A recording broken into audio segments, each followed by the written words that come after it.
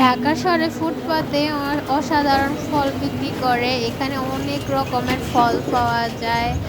আনারস, ফুট, তরমুজ, আপেল, কাঁচা পেয়ারা, তারপরে ডিউয়া, তারপরে ওগুলার ওই ফলগুলার নাম আমি জানি না।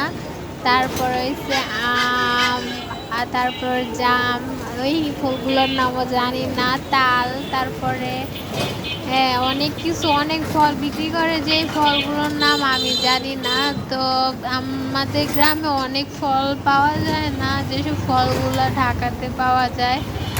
তো তোমরা ওই ফলটা কে কে চিনো? ফলটার নাম আমি জানি না, তাই বললাম তোমরা কমেন্ট অপশনে জানায় যেও।